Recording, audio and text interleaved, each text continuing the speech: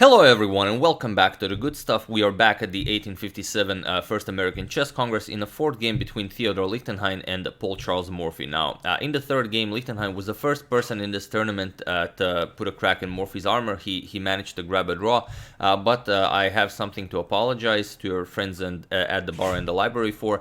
Even though we said the game ended where it did after 31 moves were played, that Morphy didn't want to grind it out. That's actually not correct. Morphy tried to grind it out for 24 more moves, and the game lasted up until 55 moves, but those moves were not published. So only 31 move was published, and that's what we've seen. So we don't have what happened after that. But the game still stands. Those moves were played, and it was a draw. And like I said, this is game 4. Lichtenhein saw that he could have a better game against Morphy if he doesn't go for an open game or a semi-open game. He definitely wants to play a closed game. So in the previous game, he tried to go for d4, and we went into that Queen's Gambit decline. But here, Lichtenhein again goes for d4, but Morphy now replies with f5. He goes for the Dutch. And okay, knight c3, we have knight f6, we have bishop to g5 and e6. And here, Lichtenhein again finds a way to keep it close, to exchange as many pieces as possible, and to just try a slow maneuvering game against Morphy. He goes for e4. We have f captures, knight captures, and now, although in those days even f3 was an idea. Knight captures on e4, we have bishop to e7, and now again a trade. Bishop captures, and queen to h5. Morphy blocks, we have g6, and now knight captures on f6 with check. Queen captures and queen e5, and with this idea, it's only move 9, but Lichtenhein already traded a pair of knights, a pair of bishops, and now he wants to trade queens. And Morphy says, okay, let's do it. Queen captures, pawn captures, and b6. Now Morphy prepares to fianchetto his light square bishop, and the material is equal, but it's a question: will the e5 pawn be a strength, or will the e5 pawn be a weakness? So let's see what happens. There are a couple of games in the database, modern games, where bishop to e2 was played, but here Lichtenhein goes for castles, queenside, and it is as of move 11 that this position has never been reached again. Morphy continues with development, bishop b7, fianchettos the light square bishop, and now not wanting to go for knight to f3 to allow the doubling of the pawn, so first a knight to h3. And also, if the e5 pawn comes under siege, we're gonna defend it with f4. We have rook to f8, putting pressure on the pawn now if the knight moves, so rook to g1, getting the rook out of this nasty diagonal, and now knight to c6, developing and attacking the pawn here. We have f4, defending it, the knight from h3 now nicely supports the pawn, and Morphy, to really get his pieces into play, he has to play d6, do something about this weak e-pawn, and he has to get his rook into the game, maybe with king e7 and getting the rook into the game that way. So he starts with it right away. King e7, and now g3. Now the f-pawn is nicely defended, so the knight can now hopefully get into the game. And now Morphy goes for it, d6. He wants to bust open the position here, and maybe even win a pawn. So bishop to g2, not allowing it. Now the pawn is defended indirectly because of bishop captures on b7 if the knight ever moves.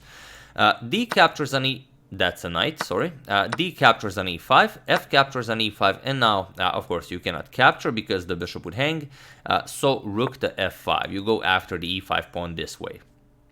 So rook to g1, Lichtenhein defends it, and now rook to d8. Morphy interested in trading, further trading pieces with g4. Lichtenhein kicks away Morphy's rook from the attack of the pawn here, and now rook captures on d1, saying, okay, if you capture with the rook, then I grab the pawn. So king captures, pretty much only move, and now the rook has to move. So rook goes back. Again, if you capture, just the rook captures, knight captures, and again you hang the bishop on b7. So rook back to f8, and now Lichtenhein doesn't know how to develop without leaving the defense of the e5 pawn, because as long as it's there, it's a weak pawn, and Morphy might be able to win it. So here he decides to play bishop captures on c6. He eliminates the knight, which leaves Morphy with a bishop against a knight, but it's a light square bishop, and the pawn is on a dark square. So Lichtenhein says this is now definitely a good idea. So with king d2, and now h6 by Morphy, taking away the g5 square from Lichtenhein's knight, rook to e3, now a nice rook lift, defending the third rank, also maybe preventing ideas like rook to f3, and g5 by Morphy, taking away the f4 square from the knight as well, with b3, and now rook to f1, now with ideas of undermining the second rank from behind. Rook to e1, of course Lichtenhein doesn't allow that, and here Morphy trades. Rook captures, king captures, and bishop to e4. Attacking the pawn here, Lichtenhein defends it, king d2, and now king d7. If you go for the pawn here, just knight f2 defends the g4 pawn, so it's not a problem. So we have king to d7, Morphy now starts to bring the king into the game, and now c4, getting rid of the weakness. King c6, and now knight to f2. Attacking the bishop and bishop to b1. And here, Lichtenhein goes for knight to d1. Again, a similar idea we've seen in Fischer versus Spassky, the legendary poison pawn. Here, Lichtenhein offers the a2 pawn, but in return, he will trap the bishop with his king. And, instead of going back with bishop to e4, Morphy, like Fischer, grabs the pawn. Bishop captures on a2. And okay, Lichtenhein says, okay, king c2, we're gonna grab that bishop with king c5 by Morphy, and now knight to c3, going after the bishop.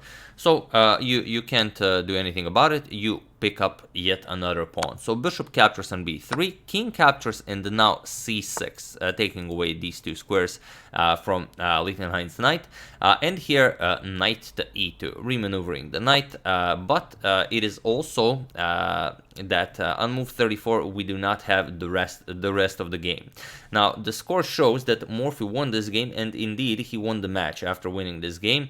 But it's hard to know, it's hard to even consider how this game went on. Now I will show maybe a way of how the game could have continued, but for Black to actually win this, White definitely needed to make a serious blunder, because like in the previous game, Morphy tried to grind it out, but Lichtenhein defended properly. But here it says that Lichtenhein lost, and he definitely blundered somewhere, because he's up a knight. Okay, Morphy's up to 2 pawns, but a knight is a knight, as Tai once said. But what could have happened here is something like b5. Morphy would definitely want to create 2 connected pass pawns on the queen side. Let's say captures, knight to c3 back, and now a5. And it's those 2 pawns are extremely strong, and at some point Black will have to give up the knight. For example, if you try something like h3, a4 with check, king a3, king c4, kicking away the knight, knight to e2, and now king d5. You want to go back after the pawn, and now we would either see a repetition, knight c3, king back to c4, or we would go into maybe a further game with king captures, knight captures here, and now you go after these pawns, and also you might consider pushing this pawn, but this pawn. But whatever you choose, it's very hard to imagine that Lichtenhein lost the game. For example, knight c3, e5, you're gonna grab the pawn, you're gonna go e4, king b4, White of course wants to get back into the game, e3, king c4, king g3, now you go after the pawns, now knight e4 check, king f4, and now after king d3, for example, if the king now finally arrives, e2, you force the king to capture, because you get a queen into the game. So after captures, it's a drawn endgame. King f2, king f4, king g2, king e3. Let's say king g3. You again grab a position. King e2, king g2, king e3, king g3, and so on. So yeah, that's one of the possibilities after this knight to e2. But something like b5 and creating 2 pass pawns on the queen side, probably what happened. But it's hard to say.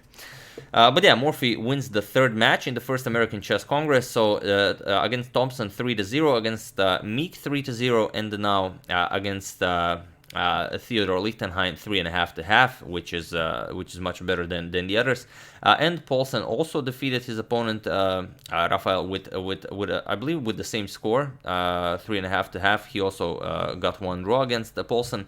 And I would just like to, now we're continuing with the finals of the first American Chess Congress, Paul Morphy versus Louis Paulsen.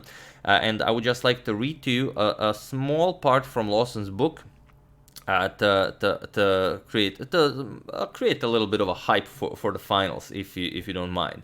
So he says on October 26th, both Morphy and Paulsen won the third games of their respective opponents and so advanced to the final test for the first prize. Now, the two most formidable players of the Congress were to face each other. Paulsen and Morphy were in most striking contrast, physically, mentally, and temperamentally. Paulsen was a blonde Nordic, large in frame, cautious and phlegmatic. Morphy dark-haired and dark-eyed, short in stature and quick in reactions, combinations, and play. But they were much alike in modesty and courtesy, and each had stirred the Congress to heights of enthusiasm and expectation. Morphy with his half-revealed mastery of the chessboard, and Paulsen with his clairvoyant power to use his own word in speaking of his blindfold chess playing. Both were eager for the final contest. So we're gonna have a great time with the finals of the first American Chess Congress between Morphy and Paulsen. So that's where we're going from here. But yeah, like you've seen, Lichtenhein got a better result than Meek or Thompson because he, in the last two games, played closed positions against Morphy. He didn't go for some crazy e4 gambits or something like that where Morphy really thrives. He tried in the third game with the Queen's Gambit declined, and here, okay, Morphy went for the Dutch. But there wasn't a lot to work with, so that's how we want to play against Morphy. But as we can see here, even though he took it all the way to a drawn endgame, he couldn't hold the draw against Morphy. Although for some reason they decided not to publish the rest of the game, this game or the previous one. I guess it wasn't that exciting, so they didn't want to waste paper, or I don't know. But yeah. That's it. I do hope you enjoyed it. I would like to thank Polak Shlomo, James Abraham, Ryan Schneider, Hector Coronado, and Cody Holden for your contribution to my channel. Thank you a lot. I really appreciate it. As usual, you can check two of my previous videos here. Thank you all for watching, and I will see you soon, continuing with the Morphy saga, continuing to check up on your wonderful suggestions, and of course, whatever else happens in the chess world. So thank you all. I will see you soon, and have an excellent rest of your day.